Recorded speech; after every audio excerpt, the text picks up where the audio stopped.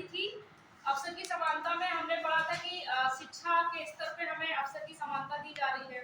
लोक नियोजन में अवसर की समानता का तात्पर्य यही था कि बहुत जितने भी लोक नियोजन है जो हमारे लिए जहां हमारी जो एंट्री है वहां हो सकती है, वहां पर किसकी बात की हमने? समानता की बात की। ठीक है, जैसे आपने देखा था, क्या देखा था, कुछ याद है? शिक्षा में हमने आरक्षण देखा था, नौकरियों में आरक्षण देखा था, है ना? तो ये अवसर की समान, लोक नियोजन में अवसर की समानता ही तो है। समझ पा रहे हैं इस बात को? तो फिर से आप अपनी सीट की पेटियां बांध लो, लिखना थोड़ा सा तेज करें, क्योंकि अब जैसे जैसे वक्त आ रहा है, मुझे भी नहीं पता कि मेरे पास कितना वक्त है, लेकिन जितना हो सके आप लोग थोड़ा सा फास्ट चलने की कोशिश करें, ठीक है? जो छोटे छोटे हैं, जिनका बहुत मतलब नहीं है, लेकिन फिर भी उनको लिख लो कि भविष्य में अगर कुछ पूछ लिया तो ये ना लगे कि ये लिखा नहीं है। ठीक है, 16 कितना हो गया? तो 16 4 16 4 हुआ, 16 4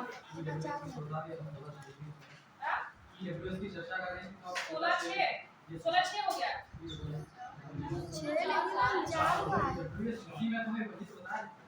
कहाँ तक हुआ ये बताओ? 16 4 हुआ है। 16 4 हुआ है ना, कुछ ये मैंने एक्स्ट्रा लिखा दिया था, मतलब आगे के लिए। अब लिखिए 16 4 ए। 16 4 ए में बस ऐसे लिख लीजिए, इसमें है क्या? 16 4 ए में है आपका जो पदोन्नति में आरक्षण होता है, जब हम नौकरी में सिलेक्ट, मतलब किसी नौकरी में आ जाते हैं, तो पद के हिसाब से भी हमें आरक्षण मिलेगा, कि ऐसा ना हो कि एक पद पे जाके केवल जो उच्च वर्ग है वो ही रहे। तो हमारा जो पिछड़े वर्ग है, SC ST OBC, इनको भी पदोन्नति में आरक्षण की बात की गई है। तो 16 4 ए लिख लीजिए। 16 4 ए ये पदोन्नति में आरक्षण की बात करता है।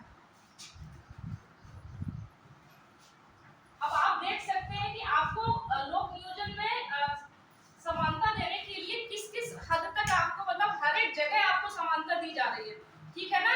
ऐसे ही 16 4 बी लिख लीजिए, ये फैक्चुअल है, इतना कोई वो नहीं है। 16 4 बी लिख लीजिए।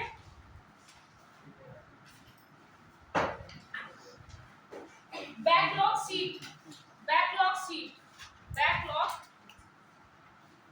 16 4 बी बैकलॉग सीट। ठीक है, मतलब क्या होता है, मान लीजिए जो पिछड़े वर्ग के लोग हैं, SC ST OBC, मान लीजिए कुछ वैकेंसी निकाली गई, लेकिन वो उस साल नहीं भर पाई, तो अगली साल भी वो वैकेंसी इकट्ठा करके आगे भी केवल उन्हीं को ही दी जाएंगी।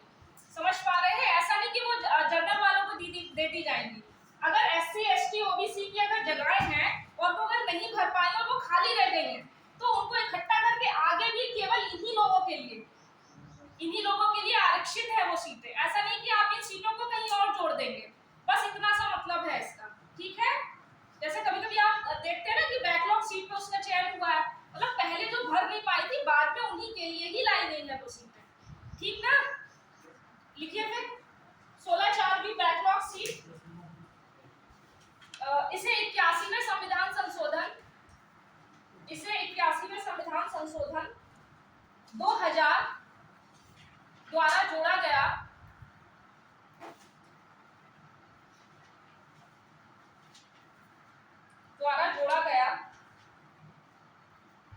बैकलॉग सीट से तात्पर्य, बैकलॉग सीट से तात्पर्य ऐसी सीटों से है, बैकलॉग सीट से तात्पर्य ऐसी सीटों से है जो SC ST OBC, जो SC ST OBC सीटें विगत वर्षों में खाली रह गई हैं या भर नहीं पाई हैं।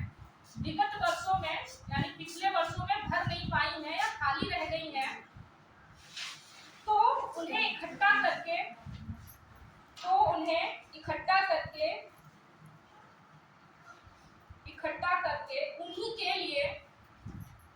उन्हीं के लिए अलग से भर्ती निकाली जाए, अलग से भर्ती निकाली जाए।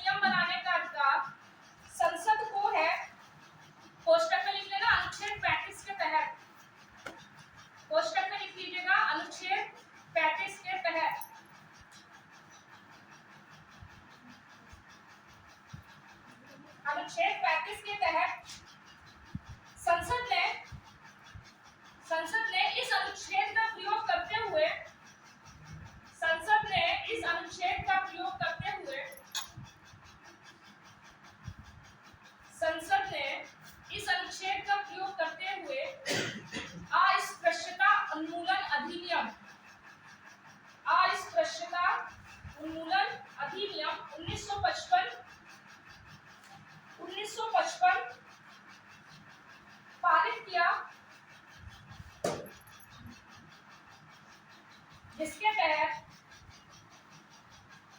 तहत छुआछूत या अस्पृश्यता, जिसके तहत छुआछूत को दंडनीय अपराध बना दिया गया। नोट करके लिख लीजिए, क्वेश्चन और आता है। संसद ने 1976 में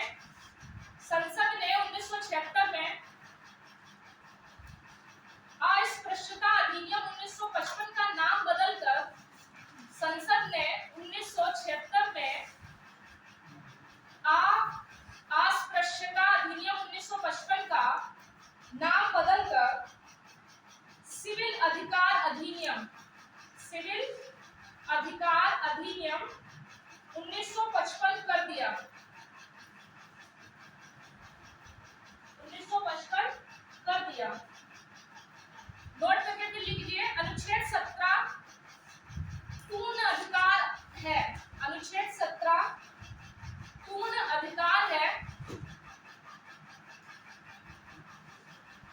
इसको पूर्ण अधिकार है बस, ठीक है। कहने का मतलब एक और बहुत अच्छा कोट बोला था, कभी मेंस में लिखने के लिए आ जाए तो कोट लिख लीजिए। गांधी जी ने कहा था, गांधी डैश करके लिखिए, गांधी ने क्या कहा था? अस्पृश्यता हिंदू समाज का कोड है। अस्पृश्यता हिंदू समाज का कोड है।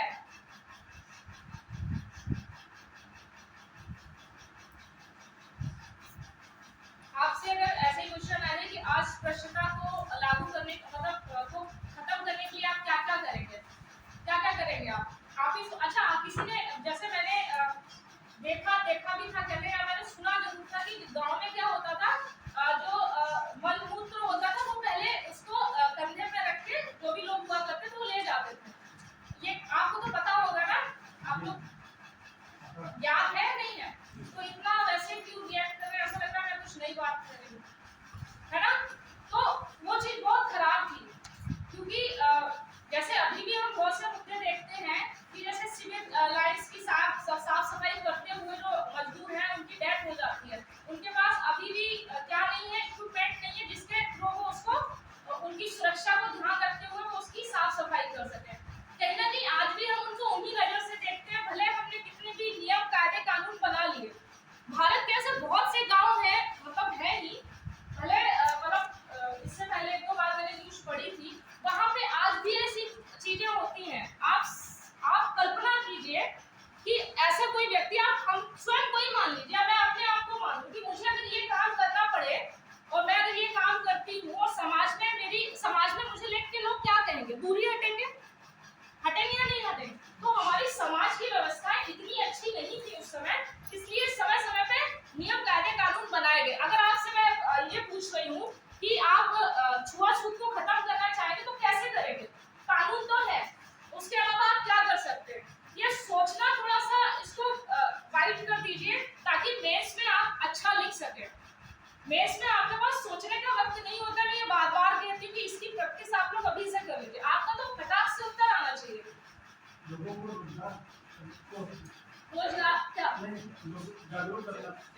जागरूक करेंगे, कैसे जागरूक करेंगे? शिक्षा के माध्यम से जागरूक करेंगे, है ना? आप सबसे बड़ी बात क्या, आप अपने व्यवहार से जागरूक करेंगे या नहीं करेंगे? आप अगर ऐसा देखते हैं तो आप इस समय इस संबंध में उससे बात कर सकते हैं। आप जो कर रही हैं आप इसकी कंप्लेंट कर सकते हैं, और ये हमारे संविधान में अधिनियम जोड़ दिया गया है कि ये छुआछूत जो है वो कुल क्या है, दंडनीय अपराध है या नहीं? आज भी हम SC/ST एक्ट के बारे में आप लोग पढ़ते होंगे, है ना? हाँ, तो ये सारी जो चीजें हैं कहीं ना कहीं हमारे आपस में समानता लाने के लिए है। संविधान की जरूरत क्यों पड़ रही है? क्योंकि हम लोग उस लायक है नहीं। अगर हम सब संविधान के अकॉर्डिंग चले, मुझे नहीं लगता कि कोई भी चीज बहुत मुश्किल होगी या हमारे आपस में इतने सारे झगड़े या विवाद बने रहेंगे। मैं इस बात से बिल्कुल भी सहमत नहीं हूँ। सारी चीजें बहुत इजीली चलेंगी। जैसे आपने मौलिक कर्तव्य पढ़े थे, तभी आपने देखा था कितनी अच्छी बातें कही गई थी। अगर हम सब फॉलो करने लगे, आपको लगता है इतनी सी भी गुंजाइश रहेगी किसी भी बात की? लेकिन हम सब क्या करते हैं, पढ़ाई के वक्त याद रहता है, जब बात इसको अप्लाई करने की होती है तो हम स्वार्थी हो जाते हैं।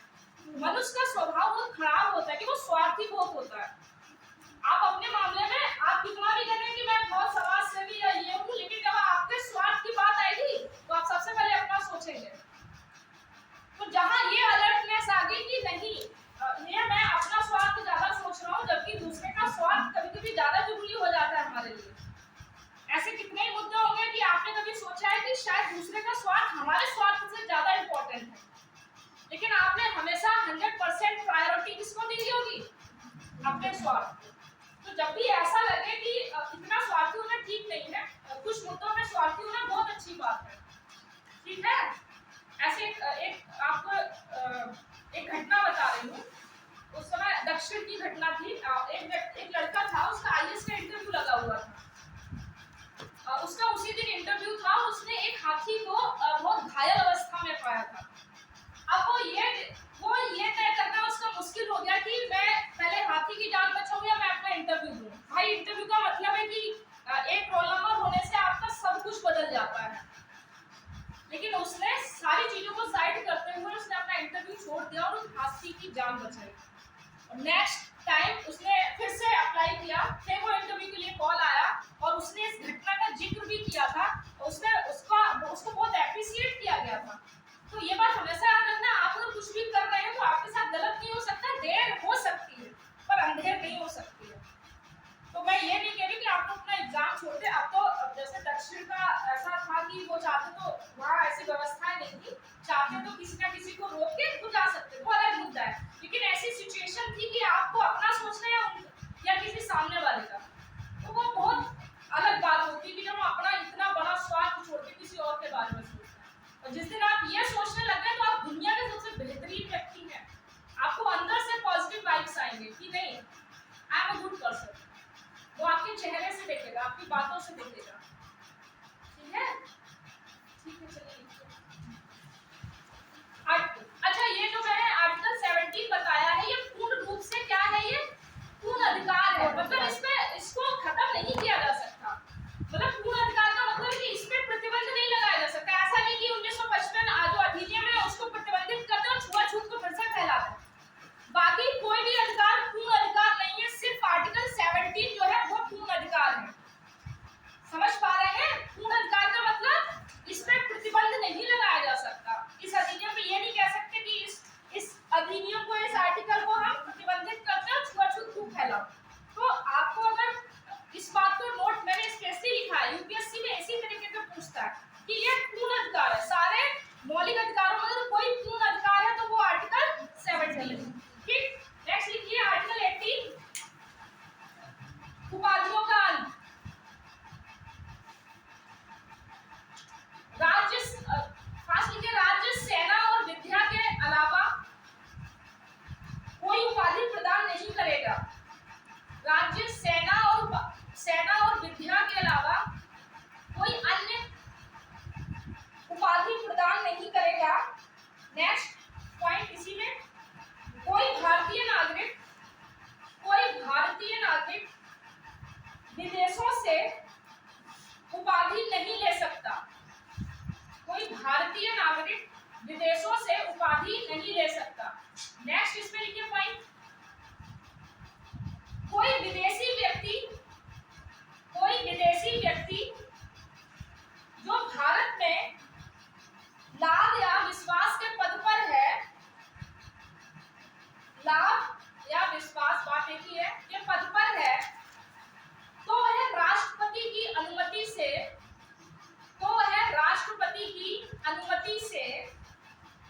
विदेशी उपाधि ले सकता है। विदेशी उपाधि ले सकता है। नेक्स्ट इसी में नेक्स्ट पॉइंट लिखिए, कोई व्यक्ति जो भारत में लाभ या नौकरी, लाभ या विश्वास, क्वेश्चन में नौकरी लिख लेना, जो भारत में लाभ या नौकरी के पद पर है, राष्ट्रपति की अनुमति से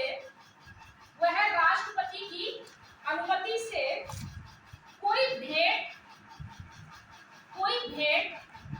उपलब्धि या पद ले सकता है। भेंट, उपलब्धि या पद ले सकता है, लेकिन उपाधि नहीं ले सकता।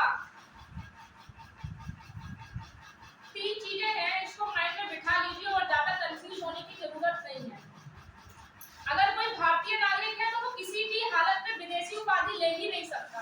कंफर्म। दूसरा, अगर कोई विदेशी है लेकिन वो भारत में लाभ के पद पर रह सकता है तो राष्ट्रपति की अनुमति से ले लेगा। ठीक। और तीसरा, अगर कोई भी व्यक्ति है वो राष्ट्रपति की अनुमति से स्पेशली भेंट और क्या ले लेगा, उपलब्धि ले लेगा, लेकिन उपाधि नहीं लेगा। कुल मिला के भारतीय नागरिक उपाधि ले ही नहीं सकते। कंफर्म। नेक्स्ट लिखिए, नेक्स्ट लिखिए, भारत सरकार ने 1954 में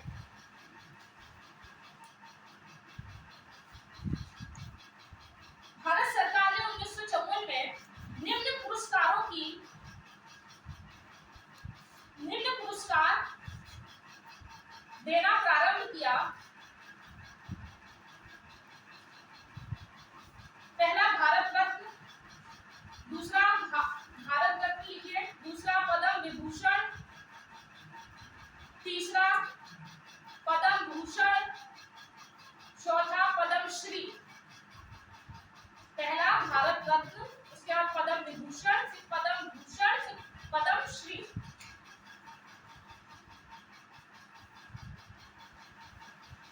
इसीलिए लिखिए 1977 में मोरारजी देसाई की सरकार ने इन पुरस्कारों की समाप्ति कर दी।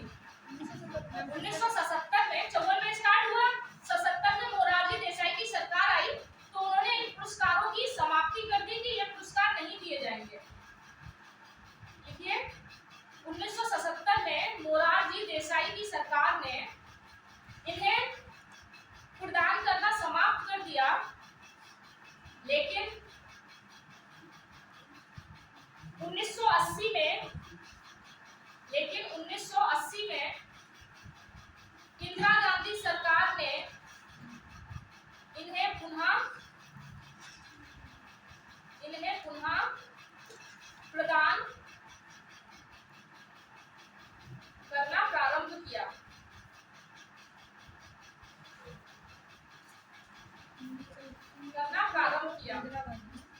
इंदिरा गांधी की सरकार ने, और 1977 मोरारजी की, ये एक्चुअल क्वेश्चन आ जाते हैं, जैसे एक्ट बैक आप करते हैं, है ना, या कभी आ गए तो आ जाते हैं। जब आप इसको पढ़ रहे हो तो इसको भी पढ़ लो, क्या ही दिक्कत है। एक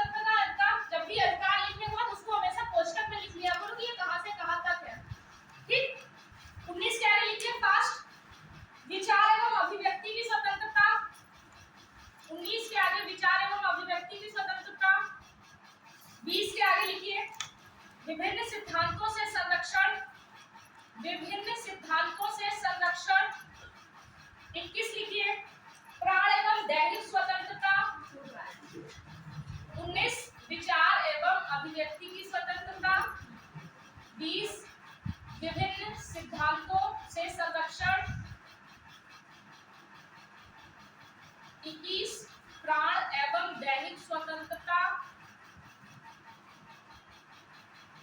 22 गिरफ्तारी के विरुद्ध संरक्षण।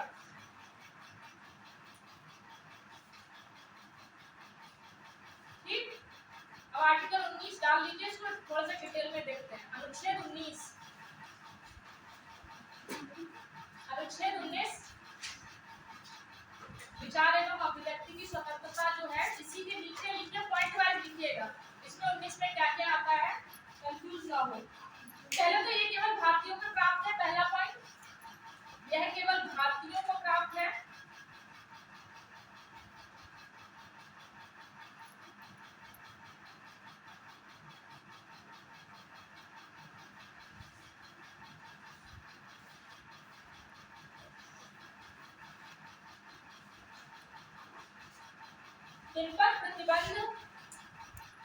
इन पर प्रतिबंध संसद नियम बनाकर ही लगा सकती है।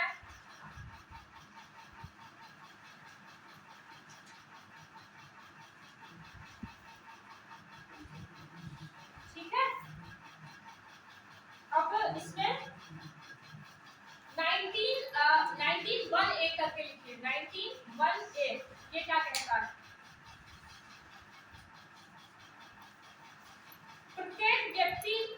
प्रत्येक भारतीय नागरिक को अपने विचार प्रकट करने का अधिकार है। 19(1)(a) लिख रहे हैं, प्रत्येक भारतीय नागरिक को अपने विचार प्रकट करने का अधिकार है। नेक्स्ट पॉइंट, इस विचार एवं अभिव्यक्ति में निम्नलिखित स्वतंत्रताएं शामिल हैं। इस विचार और अभिव्यक्ति में निम्नलिखित स्वतंत्रताएं शामिल हैं। पहला, प्रेस की स्वतंत्रता। पहला, प्रेस की स्वतंत्रता। अब वो प्रेस चाहे छापना हो चाहे प्रकाशन हो, ठीक है, प्रेस की स्वतंत्रता। दूसरा, राष्ट्रीय ध्वज फहराने का अधिकार। राष्ट्रीय ध्वज फहराने का अधिकार। इसको क्वेश्चन में वो लिख लेना, जो आर्टिकल वो जो वाद था, उस वाद में ऐसा कहा गया था कि जो जैसे सुप्रीम कोर्ट बार बार समय समय पे ये तय करता है ना कि विचार और अभिव्यक्ति में कौन कौन सी स्वतंत्रताएं शामिल हैं, तो एक वाद आया था, उसमें बोला था कि जो ध्वज फहराना है वो भी हमारी क्या है, विचार और अभिव्यक्ति की स्वतंत्रता है। तो क्वेश्चन में लिख लीजिए, ध्वज फहराने वाला जो केस है वो लिख लीजिए नवीन जिंदल वाद। नवीन जिंदल वाद, क्वेश्चन में नवीन जिंदल वाद। दूसरा लिखिए, दूसरा तो था ही ना ये। तीसरा लिखिए, विज्ञापन कराने का अधिकार। विज्ञापन कराने का अधिकार। अब वो उस तरीके के विज्ञापन ना हो कि आप जो भ्रामक विज्ञापन इसमें नहीं आएंगे, ठीक है, भ्रामक विज्ञापन देते तो उसके तहत कार्रवाई होती है। नेक्स्ट लिखिए, धरना और प्रदर्शन करने का अधिकार। धरना और प्रदर्शन करने का अधिकार।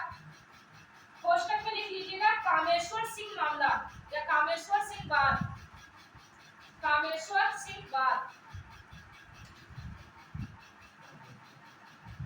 ठीक, कामेश्वर सिंह वाद नोट करके लिखिए। ई मैनुअल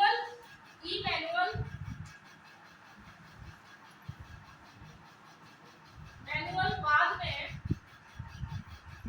नोट करके लिखिएगा। ई मैनुअल वाद में सुप्रीम कोर्ट ने कहा, ई मैनुअल वाद में सुप्रीम कोर्ट ने कहा कि मौन रहना भी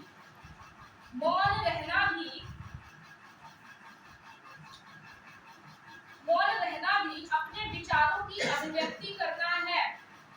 अगर आपसे ये आ जाए कि मौन रहना विचार और अभिव्यक्ति की स्वतंत्रता है तो क्या है, ठीक है, वो बात भी ई मैनुअल वाद है। ई मैनुअल वाद में मौन रहना भी, मतलब सुप्रीम कोर्ट ने कहा कि जो आप मौन रहना भी जो है वो विचार और अभिव्यक्ति की स्वतंत्रता है। नेक्स्ट लिखिए, नोट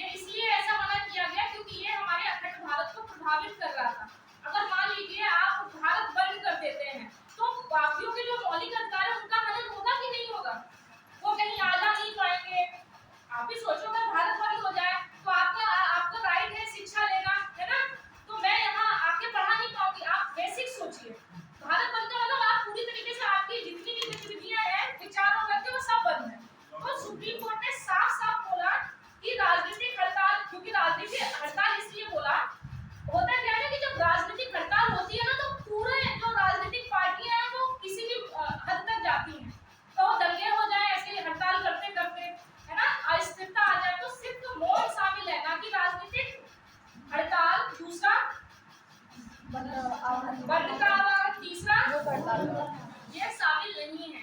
आपको कंफ्यूज ना किया जाए तो इस बात को स्पष्ट रखना। ठीक, नेक्स्ट लिखिए।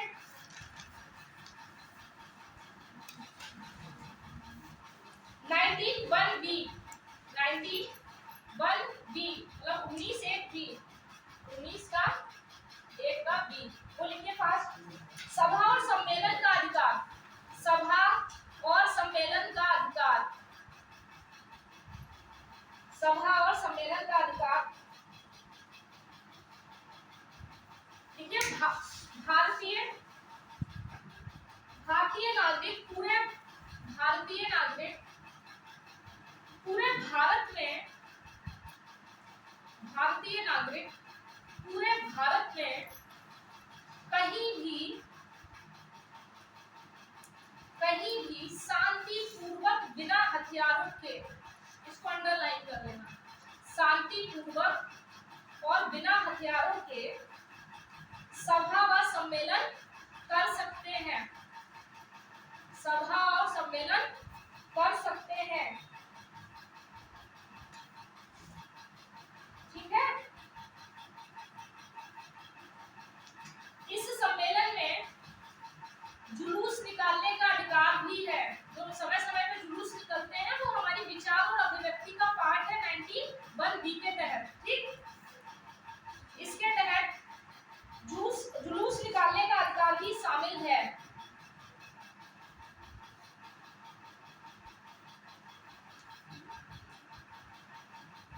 अच्छा, एक नोट डाउन करके अलग से लिख लीजिए किन किन आधारों पर प्रतिबंध लगाया जाता है। अगर जैसे आपके स्वतंत्रताओं को बाधित किया जाता है तो वो कौन कौन से आधार होते हैं, तो लिख लीजिए नोट करके। अधिकार भी शामिल है, नोट करके लिख लीजिए। निम्नलिखित प्रतिबंधों के आधार पर या निम्नलिखित आधारों पर प्रतिबंध लगाया जा सकता है, निम्नलिखित आधारों पर प्रतिबंध लगाया जा सकता है। पॉइंट करके जल्दी जल्दी लिखना, ठीक है। संप्रभुता व अखंडता के आधार पर, संप्रभुता व अखंडता के आधार पर। नेक्स्ट, राज्य की सुरक्षा के आधार पर, राज्य की सुरक्षा के आधार पर। विदेशी राज्यों के, नेक्स्ट, विदेशी राज्यों के मैत्रीपूर्ण संबंधों के आधार पर। मतलब ऐसा कोई हमारा विदेशी मित्र है और वो कहीं भी अगर भारत में कहीं ऐसी चीजें हो रही हैं जो हमारी मित्रता को क्या कर सकते हैं, प्रभावित कर सकते हैं, तो उन आधारों पर भी आपके विचार और अभिव्यक्ति की स्वतंत्रता पर, जैसे पहले नहीं होता था कि सम्राट या कुछ आते थे तो हम भारतीय जब स्वतंत्र नहीं हुए थे तो हम सम्राट के सामने जुलूस निकालना, हड़ताल करना शुरू कर देते थे। तो हमारे अगर कोई मैत्रीपूर्ण संबंध है जिनसे, और अगर सपोज वे आए हुए हैं, तो आपके पास ये राइट नहीं है कि आप जाके उनके सामने जुलूस निकालने लगे, भारत बंद कर दे, ऐसा नहीं। इस बात को समझ पाए। नेक्स्ट लिखिए, और कौन से आधार है। सदाचार और नैतिकता के आधार पर, सदाचार और नैतिकता के आधार पर, सदाचार और नैतिकता के आधार पर। नेक्स्ट, न्यायालय की अवमानना के आधार पर। आप ऐसी कोई भी विचार और अभिव्यक्ति शो नहीं करेंगे जिससे अवमानना, मतलब न्यायालय का आप अवमानना नहीं कर सकते। मतलब न्यायालय की एक तरीके से बेइज्जती समझ लो, या न्यायालय के निर्णयों के खिलाफ आप कोई प्रतिक्रिया नहीं दे सकते हैं गलत, ठीक है। न्यायालय की अवमानना बोली जाती है। इसलिए आपने देखा होगा सुप्रीम कोर्ट के विषय में कोई कुछ नहीं कहता, सब कहते हैं मैं सुप्रीम कोर्ट के निर्णय का सम्मान करता हूँ। कभी सुने कि मैं सुप्रीम कोर्ट के निर्णय से बिल्कुल भी आहत हूँ और सुप्रीम कोर्ट ने ऐसा किया वैसा किया, नहीं। कुछ संस्थाएं, जैसे हमारा कर्तव्य भी था कि आप जो संस्थाएं भारतीय, उनके प्रति विश्वास और निष्ठा बना के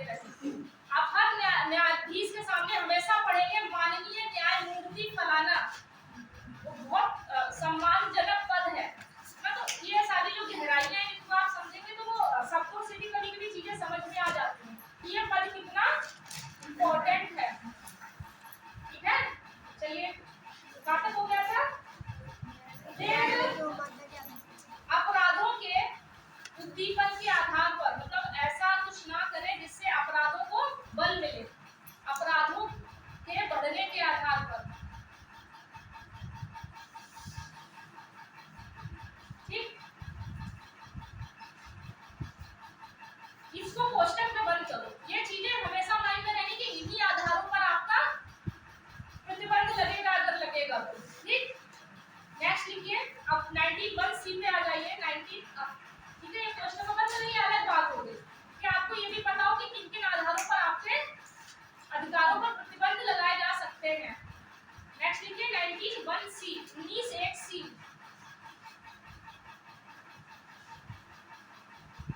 देखिए, संगम या संघ, संगम या संघ बनाने, संगम या संघ बनाने तथा सहकारी समितियों के गठन का अधिकार, सहकारी समितियों के गठन, संगम या संघ, सहकारी समितियों के गठन का अधिकार है, इसको बनाने का अधिकार। ठीक है, नोट करके लिखिए, एरो मार के लिखिए, इसमें बीच में एरो मार के लिखिए। 97 संविधान संशोधन, 97 संविधान संशोधन 2011 द्वारा,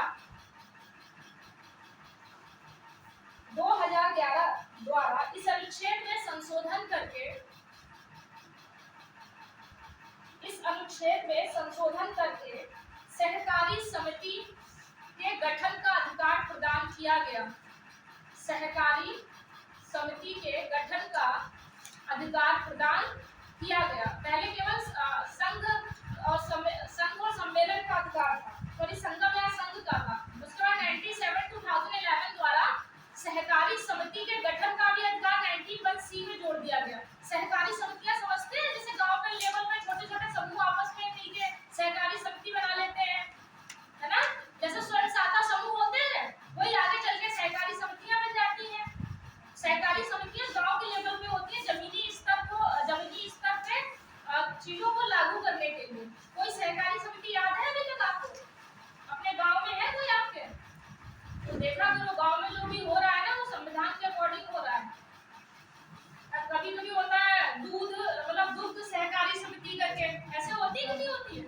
वो मतलब वो सहकारी समितियां छोटे छोटे लोगों का जो मतलब वो क्या कहते हैं, दुग्ध लेके शहरों में पहुंचाते हैं। वो उनका एक बड़ा सा कंटेनर होता है, वहां से लेकर उनको भरते, तो ये क्या है, छोटे छोटों से लेकर बड़े तक पहुंचा देना। तो ये सहकारी, क्या उनको परिवहन का उतना भी नहीं देना पड़ेगा, बस उनके क्या, उनके घर से दूध ले गए और मार्केट में पहुंचा दिया। तो यही सहकारी समितियां होती हैं। ठीक, वो इसलिए ताकि गांव के स्तर पर चीजें अच्छी सफल हो सके। ठीक, नेक्स्ट लिखिए।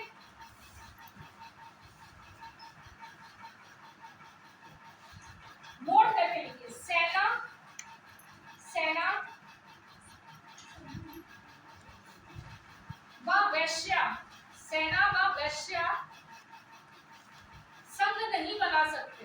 ये साफ साफ लिखा है कि सेना और जो वैश्याएं होती हैं, है ना, वो संघ नहीं बना सकते। वैश्याएं संघ नहीं बना सकते। अब वो नहीं कि सेना अपना अलग संघ बना ले, वैश्याएं अपना संघ बना ले कि हम ऐसा करेंगे वैसा करेंगे, तो ये नहीं है, ये आपके राइट पे नहीं है। ठीक है, नेक्स्ट लिखिए 91D, 91D यात्रा और संचरण का अधिकार। 91D, 91 यात्रा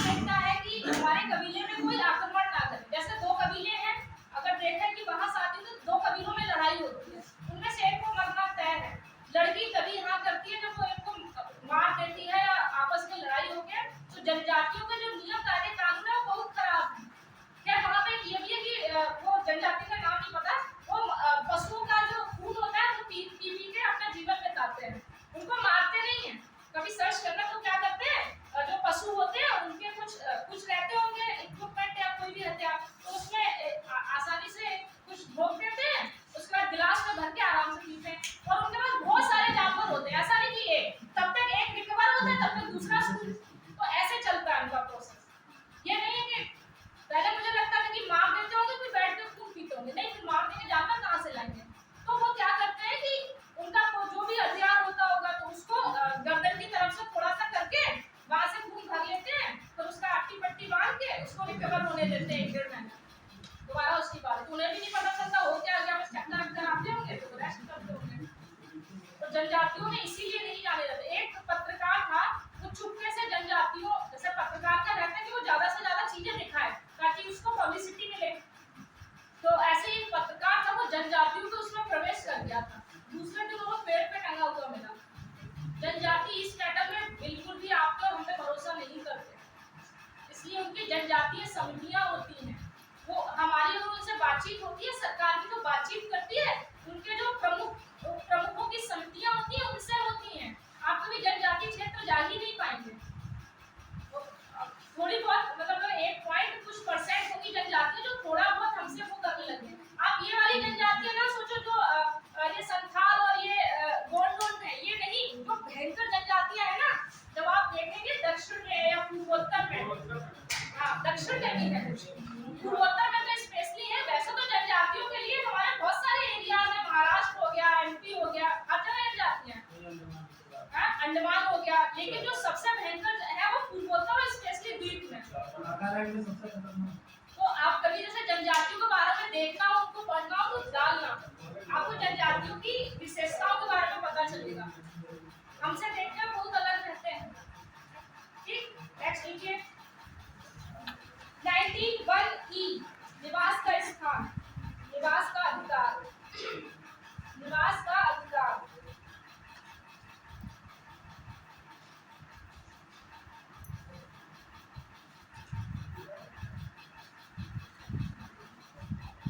जनजातियां पूरे भारत में पाई जाती हैं।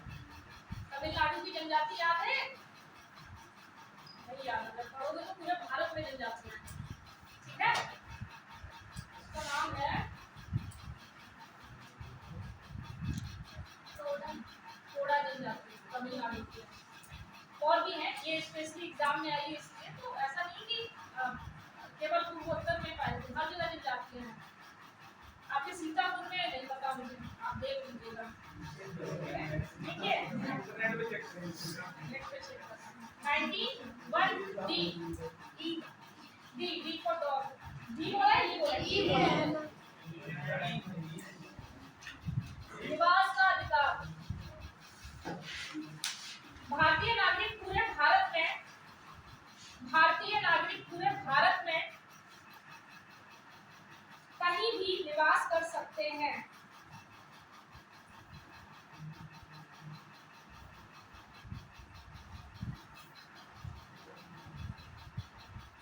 ठीक है, ऐसे लिखिए 91G, article 91G, G for goat, goat होता है, गोट होती है। ठीक है, कोई कारोबार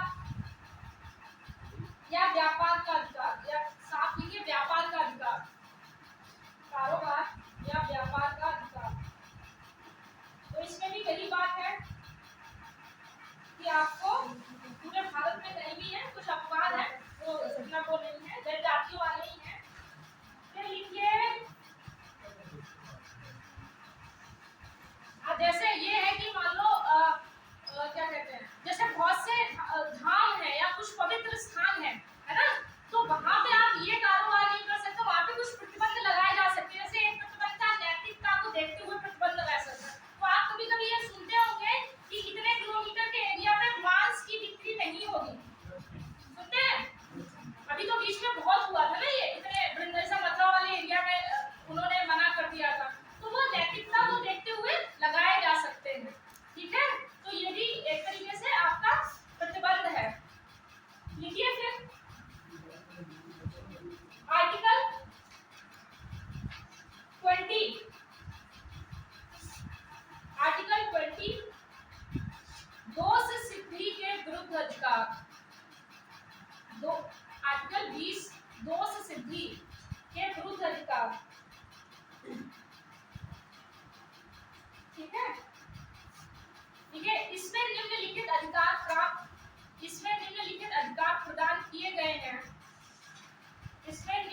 अधिकार प्रदान किए गए हैं। पहला, कार्योत्तर विधि के विरुद्ध संरक्षण। कार्योत्तर वाला ये वाला कार्योत्तर विधि के विरुद्ध संरक्षण। ठीक है, दूसरा लिखिए, दोहरे जोखिम के विरुद्ध संरक्षण। दोहरे जोखिम के विरुद्ध संरक्षण। तीसरा लिखिए, आत्म अभिशंसन। तीसरा, आत्म अभिशंसन। आत्म अभिशंसन ये वाला संसन, ये आत्म तो लिखी नहीं आप, आत्म अभिशंसन। ठीक, ये 3 अधिकार दिए गए हैं, दो सिद्धि के विरुद्ध अधिकार। ठीक, जैसे आपके ऊपर कोई दोष लग जाए, कोई मतलब किसी भी प्रकार का आपके ऊपर कोई अपराध लगने की स्टार्टिंग होती है, तो ये 3 अधिकार आपके शामिल हैं। कौन कौन से? कार्योत्तर विधि के विरुद्ध संरक्षण, दूसरा दोहरा जोखिम, और तीसरा आत्म अभिशंसन। कार्योत्तर विधि डालिए, पहला हेडिंग होता है कार्योत्तर विधि।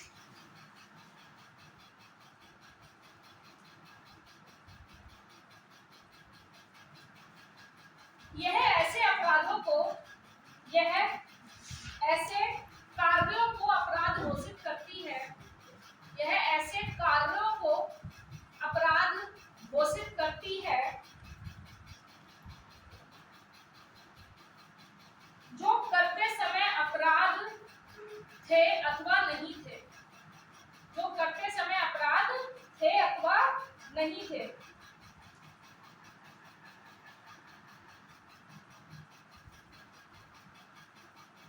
इस बात को और डिटेल में लिखो, एरो बना के। ये क्या कह रहा है? किसी भी व्यक्ति को किसी अपराध के लिए तभी दोषी ठहराया जा सकता है, किसी भी व्यक्ति को किसी अपराध के लिए तभी दोषी ठहराया जा सकता है जब वह किसी विद्यमान कानून का उल्लंघन हो। जब वह किसी विद्यमान, मतलब जो पहले से बना है कानून, विद्यमान कानून का उल्लंघन हो।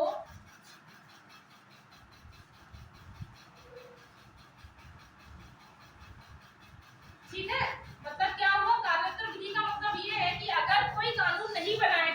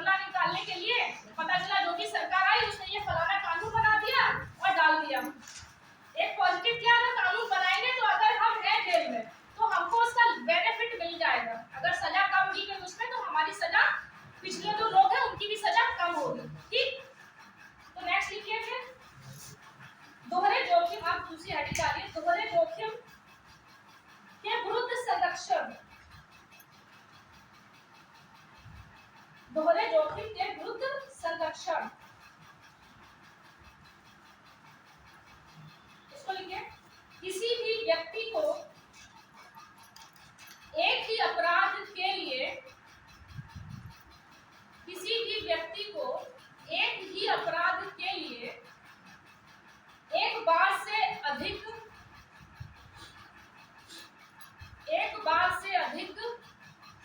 एक शब्द आता है अभियोजित या दंडित, एक बार से अधिक अभियोजित या दंडित नहीं किया जा सकता। किसी भी व्यक्ति को एक अपराध के लिए एक बार से अधिक अभियोजित या दंडित नहीं किया जा सकता। ठीक है,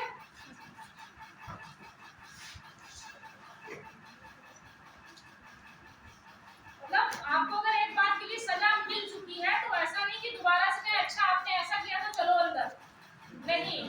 आपको अगर एक बार के लिए आपने कल कोई एक अपराध किया है तो आपको एक ही बार सजा मिलेगी, उसके लिए आपको दोबारा जाना हो तो दोबारा अपराध कीजिए। ठीक है, समझ पाए? हाँ, ये कहना चाहती हूँ। नेक्स्ट लिखिए, तीसरा जो है आत्म अभिशंसन के विरुद्ध संरक्षण।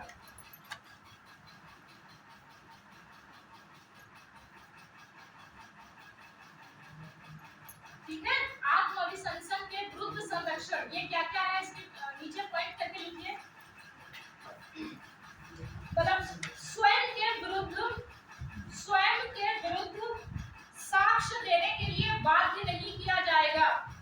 स्वयं के विरुद्ध साक्ष्य देने के लिए बाध्य नहीं किया जाएगा।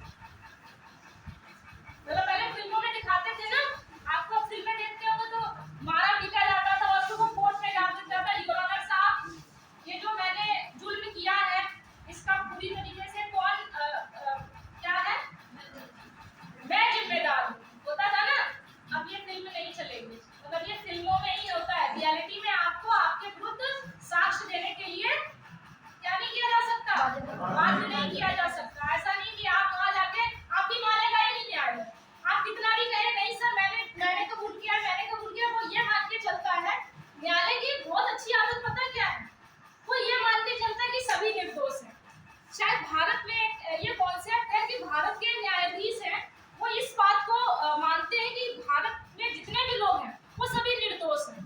शायद यही वजह है, मुझे लगता है कि हमारे इतने सारे जो केसेस हैं वो पेंडिंग में डले हुए हैं। ठीक है,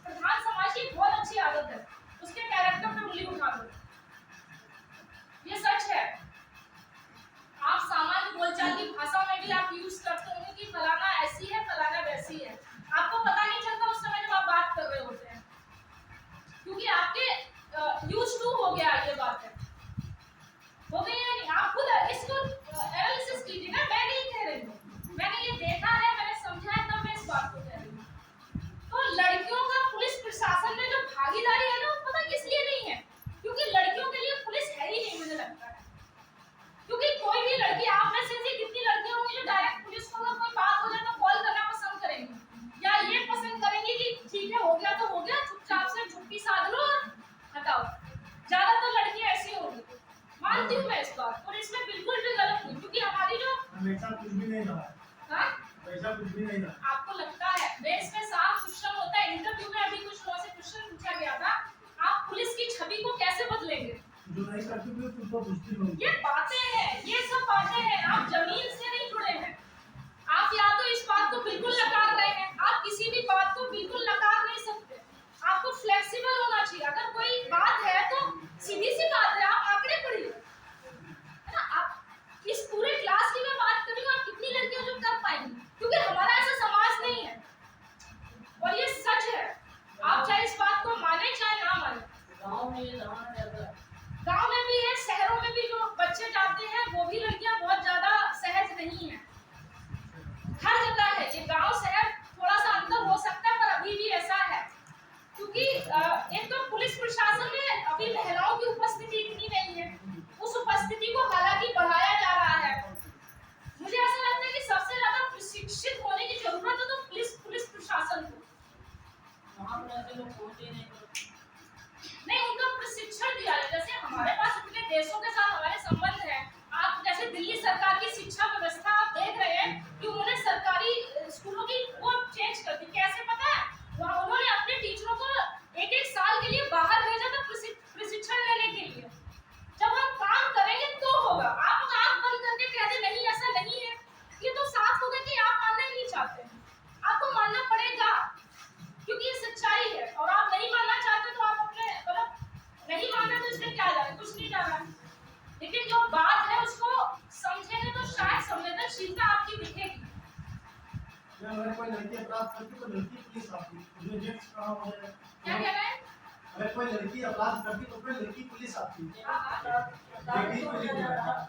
पता है लेडीज वो तो एक नियम है भाई। आप लड़की को आप जेंट्स आके पकड़ेगा क्या? वो तो अलग मुद्दा है। इस मुद्दे को आप इससे कैसे ले रही है? ये अलग मुद्दा है। मैं यहाँ पहुँचने की बात कर रही हूँ।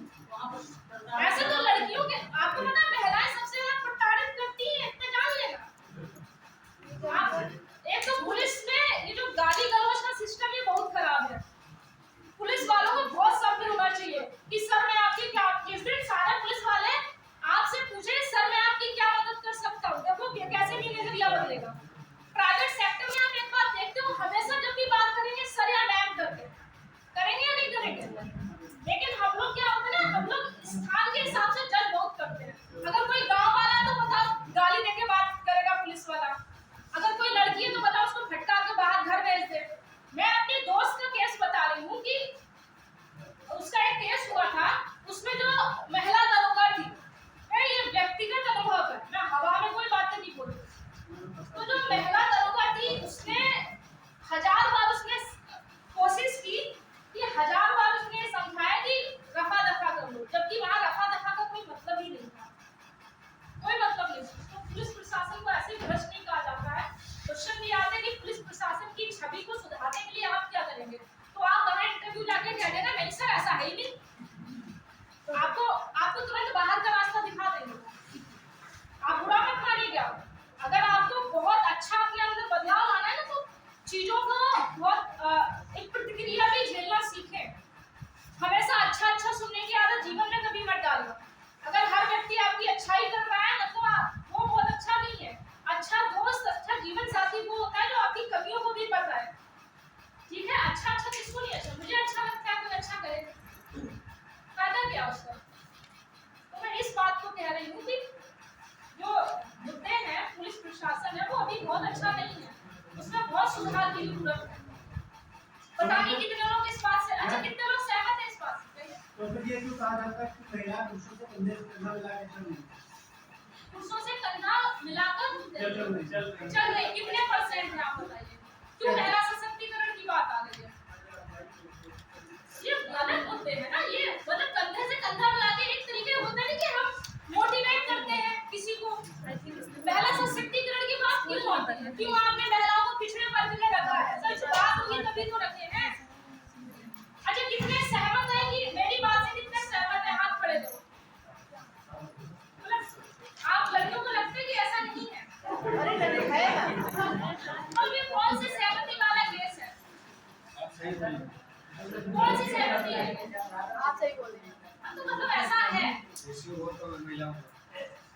आप जिस दिन आपके घर पे नंबर आएगी ना महिलाओं को, तब आपको समझ में आएगा कि कितने लंबे रास्ते तय करने पड़ते हैं। जब आप इसीलिए बार-बार कहा जाता है कि पुलिस के पचड़ों में कोई नहीं पड़ना चाहता, क्योंकि सब सच्चाई जानते हैं। इसलिए बार-बार पुलिस सुधार की बात होती है। ठीक है, अब आगे बढ़ो, मुझे आज खत्म करना था, जल्दी करो। आर्टिकल 21 त्राण एवं दैहिक स्वतंत्रता।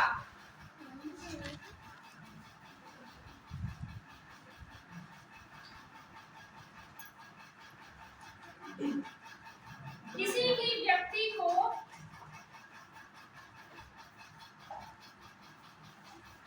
कोई भी बात हुआ करे ना, तो उसको एकदम नकारा नहीं चाहिए, उसको उसके अपने स्तर से उसके पक्ष सोचने की कोशिश किया हो।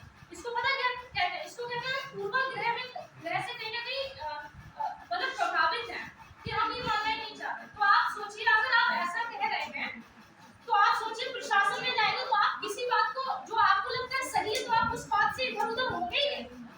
प्रशासन का मतलब है कि आप इधर की भी सुने उधर की भी सुने और उसके बाद निर्णय लें ना। आपको दोनों स्तर से ईमानदार रहना पड़ेगा। अगर आपने आंख बंद करके कह दिया नहीं, सामने वाला रो गया, पीट गया और आपको लग गया यही सही है, तो चीजें बहुत गलत हो जाएंगी। तो आप अपने आप को, जब आप प्रशासन में हैं तो अपने आप को अलग रखें, एज अ नागरिक रहें और एज अ प्रशासक रहें।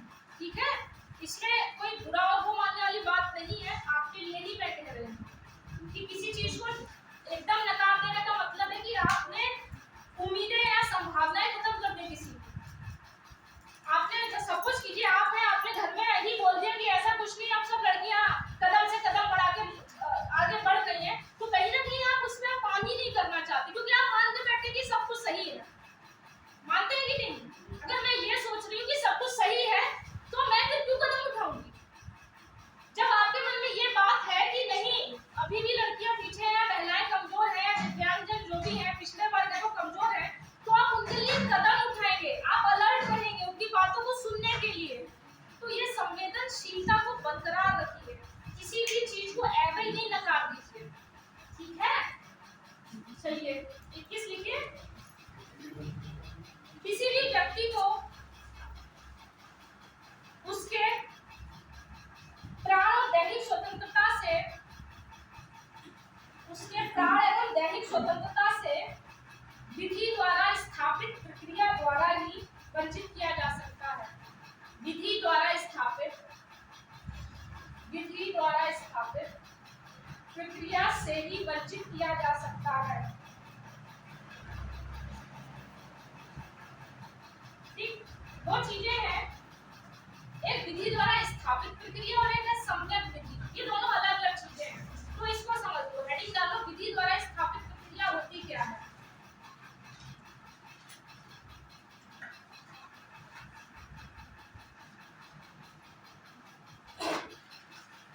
पॉइंट वाइज देखिए, इसे जापान से लिया गया है, इसे जापान से लिया गया है। इसके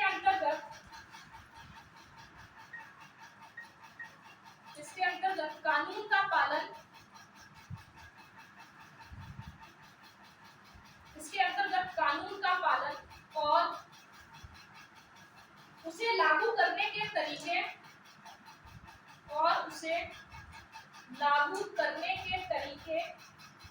पर विचार किया जाता है। अर्थात नियम को सही तरीके से लागू किया गया है, अर्थात नियम को सही तरीके से लागू किया गया है या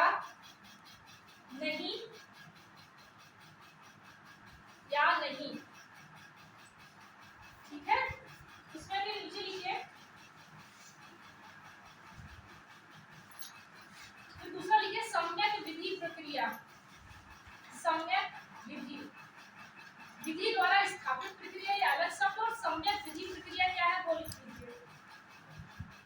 ये संकल्पना अमेरिका की है, यह संकल्पना अमेरिका की है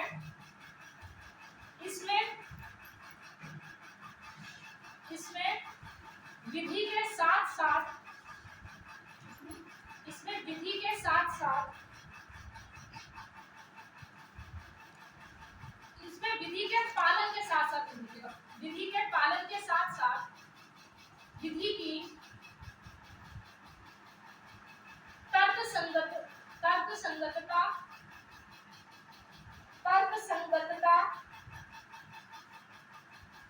पर भी विचार किया जाता है।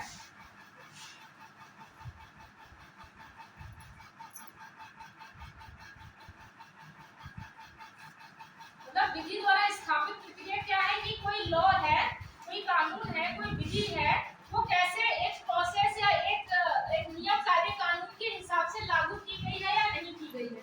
मतलब कुल मिला के ये सरकार पर प्रतिबंध लगाता है, ठीक है। लेकिन इसका एक बड़ा कॉन्सेप्ट है, वो क्या सम्यक विधि।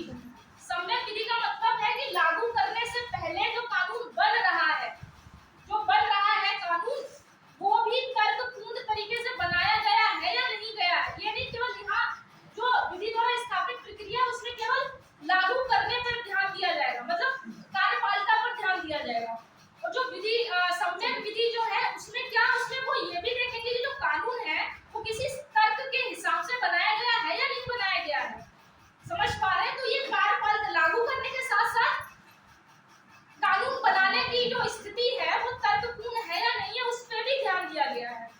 तो जो ये व्यवस्थापिका और कार्यपालिका मतलब सरकार के साथ साथ जो कानून जब बनाते हैं उस पर भी पूरा ध्यान दिया गया है। इस बात को समझ पाए क्या? विधि द्वारा स्थापित प्रक्रिया में केवल जो कानून लागू कैसे किया, सही तरीके से किया, एक प्रोसेस में केवल इतना देखते हैं, ठीक है। और सम्यक विधि में क्या देखते हैं कि कानून जब जिस दिन से बन रहा है उस दिन से वो देखते हैं कि कानून तर्कपूर्ण बनाया गया है।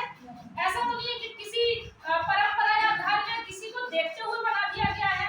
हमारा एक ड्यूटी है ना कि वैज्ञानिक सोच को आप आगे बढ़ाएंगे, याद है नहीं है? तो यहाँ पे कार्यपालिका के साथ साथ व्यवस्थापिका पर भी नियंत्रण रखा गया है। समझ पाए? तेज बोलो। नेक्स्ट लिखिए।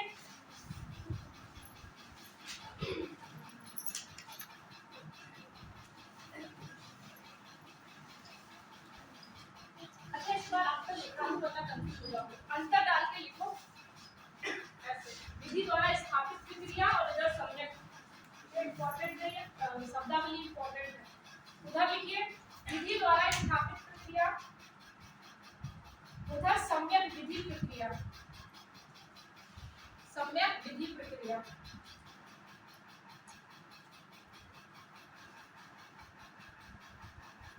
ठीक है, लिखिए यहाँ पे अंतर। विधि द्वारा स्थापित प्रक्रिया में लिखिए पहला पॉइंट, विधि के पालन की औचित्यता, मतलब सही है या औचित्य है या नहीं है। विधि के पालन के औचित्यता पर केंद्रित। वहां लिखिए सम्यक विधि में इसी का ये क्या करता है, ये लिखिए विधि के पालन के साथ साथ, विधि के पालन के साथ साथ विधि की तर्क संगतता पर भी केंद्रित है। तर्क संगतता पर भी केंद्रित है। दूसरा पॉइंट, मतलब ये नहीं कि केवल विधि बना दिया, लागू कर दिया। लागू करने में क्या तर्क संगतता है या बनाने में क्या तर्क संगतता है उस पे भी, तो ये व्यापक कॉन्सेप्ट है सम्यक विधि। दूसरा पॉइंट लिखिए, कार्यपालिका के कार्यों को देखा जाता है। कार्यपालिका के कार्यों को देखा जाता है। उधर लिखिए कार्यपालिका और विधायिका। कार्यपालिका मतलब जो कानून, कार्यपालिका और विधायिका मतलब कानून बनाने के साथ साथ कानून लागू करने वालों को भी देखा जाता है। लागू जो करते हैं वो तो है ही, साथ ही जब कानून बनता है उस पर भी ये क्या करता है, केंद्रित है या उसको देखता है। नेक्स्ट लिखिए, जापान से लिया गया है और वो अमेरिका से।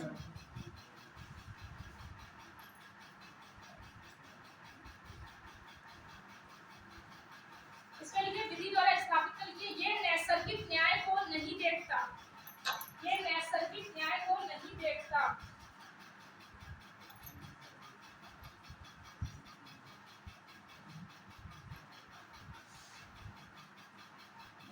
नैसर्गिक न्याय को नहीं देखता।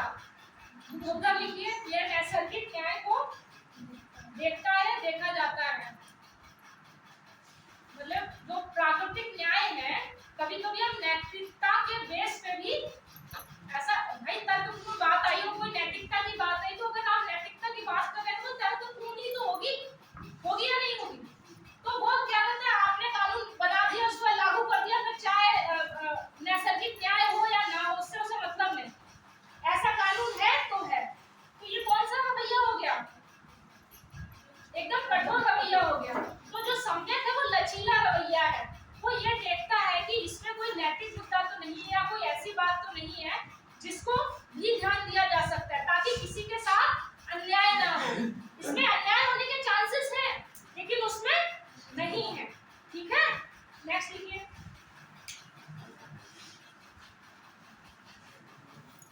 चाहो तो इसमें केस भी लिख लो। विधि द्वारा स्थापित प्रक्रिया किस केस में आया था? ए.के. गोपालन केस। ए.के. गोपालन केस एरो बना के, विधि द्वारा स्थापित प्रक्रिया जो एरो बनाया था उसी के नीचे ऐसे लिख दीजिए, ए.के. गोपालन केस। और जो सम्यक विधि प्रक्रिया की बात कब से की जाने लगी? अब जब बात आती है सम्यक विधि की बात आती है, तो लिखिए मेनका गांधी केस। उधर की तरफ लिखिए मेनका गांधी केस। ठीक ना? ये एक गोपालन में विधि द्वारा स्थापित प्रक्रिया की बात हुई थी। अब बहुत खटाक से लिखिए, प्राण एवं दैहिक स्वतंत्रता में निम्नलिखित स्वतंत्रताएं हैं जो आपने सुनी भी नहीं होंगी। हेडिंग कर लीजिए, प्राण एवं दैहिक स्वतंत्रताएं में निम्न स्वतंत्रताएं हैं डैश। जल्दी जल्दी लिखो। प्राण एवं दैहिक स्वतंत्रताओं में निम्न स्वतंत्रताएं हैं डैश करके पॉइंट बना के लिखते जाओ।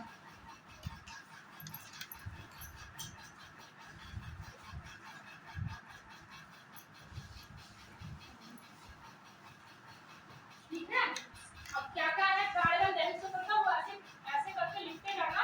उसके बाद इधर मैं केस लिखा दूंगी, जैसे कोई बहुत इंपॉर्टेंट जो पूछा गया है कि ये वाली स्वतंत्रता किस केस में जोड़ेगी, तो उस केस को हमेशा क्वेश्चन में लिखेंगे। ठीक है, चलिए लिखते फास्ट। त्वरित विचारण का अधिकार। त्वरित विचारण का अधिकार मतलब त्वरित सुनवाई का अधिकार। ऐसा नहीं है कि आपको त्वरित सुनवाई का अधिकार है।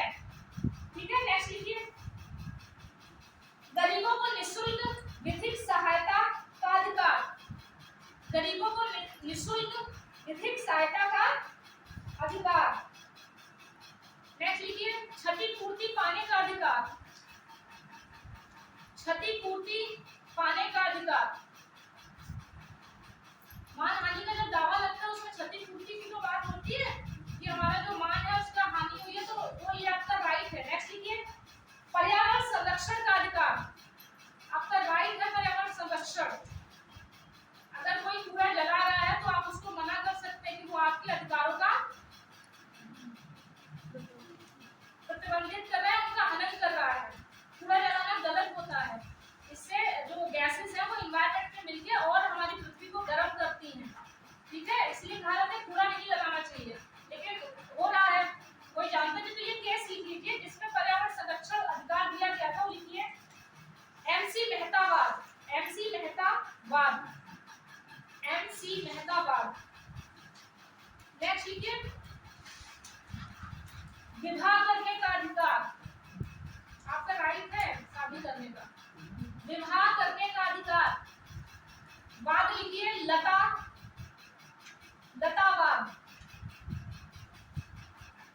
विवाह करने का अधिकार। नेक्स्ट पॉइंट लिखिए, शांतिपूर्ण सोने का अधिकार। बाबा रामदेव वाद। एक बार बाबा रामदेव जा रहे थे ट्रेन में, तो वो सो रहे थे, तो फिर उन्होंने याचिका दायर की क्योंकि मैं सो रहा था, मुझे जगा दिया, ये तो फिर कब से आया बाबा रामदेव वाद। इस सोने का अधिकार भी आपका राइट है। क्यों? क्योंकि आप सोएंगे नहीं तो आपके प्राण और जो दैनिक स्वतंत्रता है वो बाधित होगी। मान लीजिए आप सोए नहीं हैं तो आप पूरे दिन आपकी कोई भी विचार और अभिव्यक्ति रुक जाएगी, आपका दिमाग खराब रहेगा, आप बहुत भारी भारी लगेगा, बीमार हो जाएंगे। तो कहीं ना कहीं आपको आपके प्राण एवं दैनिक स्वतंत्रता को बाधित कर रहा है कि नहीं कर रहा है? तो सर्वोच्च न्यायालय बाल का खाली निकालते हुए जवाब देता है। नेक्स्ट, अब टाइमिंग का नहीं पता मुझे, जो भी रहती होगी 10 से 12 से 6। 12 से 6 भाई ध्यान रखना, ठीक है। नेक्स्ट लिखिए, नेक्स्ट लिखिए, नेक्स्ट लिखिए। टाइमिंग नहीं पूछेगा, उसके लिए परेशान नहीं होइए। नेक्स्ट लिखिए, आश्रय और आवास का, इस आश्रय एवं आवास पाने का अधिकार। ये जो इतने प्रधानमंत्री है आवास योजना और ये आवास योजना, ये सब किस लिए चल रही है? आपके अधिकारों को प्रदान करने के लिए। आवास और आश्रय का अधिकार, कौन सा बात है? तो एक बात नहीं है इम्पोर्टेंट, तो ऐसे दूसरा लिखिए, स्वास्थ्य एवं चिकित्सा, स्वास्थ्य एवं चिकित्सा सुविधा पाने का अधिकार। अगर एम्बुलेंस वाला आपको ले जाने से मना कर दे तो आप केस कर सकते हैं, उसको ठोक सकते हैं। क्यों? क्योंकि आपका ये राइट है। नेक्स्ट लिखिए, या कोई आपका इलाज करने से मना कर दे तो ये आपका राइट है। नेक्स्ट लिखिए, पांच, भोजन पाने का अधिकार, भोजन पाने का अधिकार, पीने योग्य शुद्ध जल पाने का अधिकार। हर घर नल चल रहा है, मोस्टली पूरा इंडिया कवर हो ही गया है, थोड़ा बहुत बचे हैं इसके, ठीक है। शुद्ध जल पाने का अधिकार, पीने वाला। फिर लिखिए, विदेशी यात्रा का अधिकार, विदेशी यात्रा का अधिकार। एक बार इसमें पूछा गया था क्वेश्चन में, जैसे विदेशी यात्रा का अधिकार है, उसमें लिखा था सुरक्षित विदेशी यात्रा पाने का अधिकार। तो सुरक्षा देने का अधिकार नहीं है कि आप विदेश में जा रहे तो आपको सुरक्षा दे, तो वो नहीं, केवल विदेशी यात्रा करने का अधिकार है। तो छोटे छोटे शब्दों में खेलता है और इतने सामान्य होते कि हमें पता ही नहीं चलते। हम उसको एक तो स्पीड में पढ़ते हैं, जब भी पढ़ा तो इसलिए मैं कहती हूँ यूपीएससी है, यूपीएससी में जब भी पढ़ो शब्दों को तोड़ के पढ़ो, धीरे धीरे पढ़ो तो ज्यादा ठीक है। तो आपको हमेशा क्वेश्चन में ही आंसर होता है। सभी टीचर्स या सभी लोग जो आपको बताते हैं वो हमेशा कहते हैं कि क्वेश्चन में अक्सर आंसर दिख जाता है। तो वो ऐसी चीजें होती हैं, जब आप धीरे धीरे पढ़ते हैं, समझ के पढ़ते हैं तो आपको पता चले। जैसे उस दिन संरक्षण की बात आई थी, है ना, उस संरक्षण को आप समझते तो आपको पता चल जाता। नेक्स्ट लिखिए, अच्छी सड़क पाने का अधिकार, अच्छी सड़क पाने का अधिकार। ये सब आपके अधिकार हैं।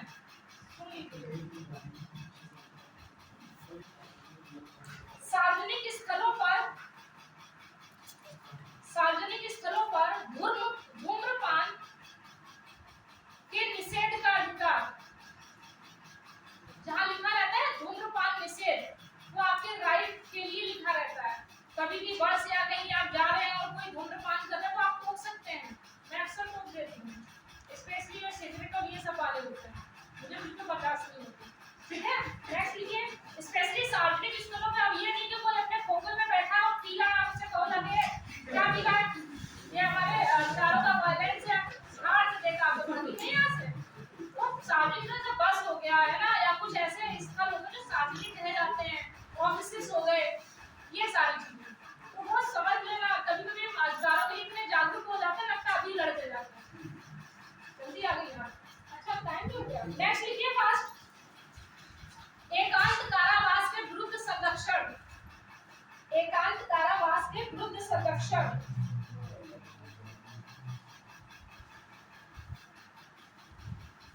पुलिस की क्रूरता के विरुद्ध अधिकार। नेक्स्ट लिखिए, पुलिस की क्रूरता के विरुद्ध अधिकार। हम क्या बोल रहे हैं? पुलिस की क्रूरता के विरुद्ध अधिकार। नेक्स्ट लिखिए, पैर में बेड़ी डालने के विरुद्ध अधिकार। अब आपको पैर में बेड़ी, जैसे फिल्मों में नहीं दिखाया जाता है, सबसे पहले पैर दिखाया जाता है उसमें बेड़ियां, तो आपको बेड़ियां नहीं डाल सकता कोई। पैर में बेड़ियां डालने के विरुद्ध अधिकार। अपील करने का अधिकार, आप अपील कर सकते हैं। महिलाओं का उत्पीड़न के विरुद्ध संरक्षण, ये भी आपका राइट है। महिलाओं के विरुद्ध उत्पीड़न का संरक्षण। नेक्स्ट लिखिए, श्रमजीवी महिलाओं जो काम करती हैं, कामकाजी जो महिलाएं हैं, श्रमजीवी महिलाओं के यौन शोषण से संरक्षण, के श्रमजीवी महिलाओं के यौन शोषण से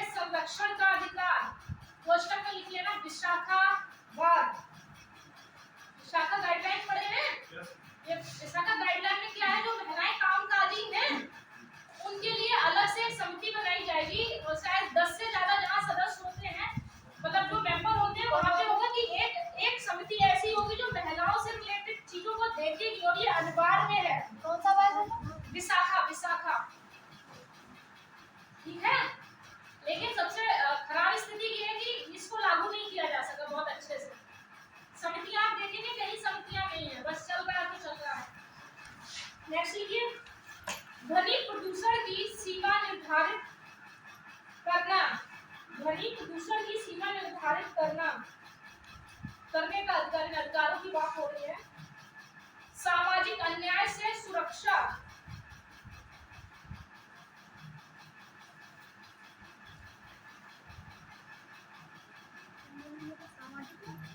सामाजिक अन्याय से सुरक्षा।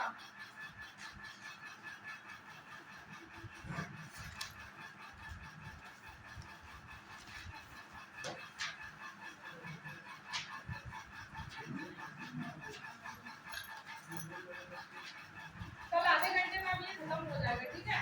अभी इसको यहीं फिनिश करो, बहुत स्पीड में बंद करो।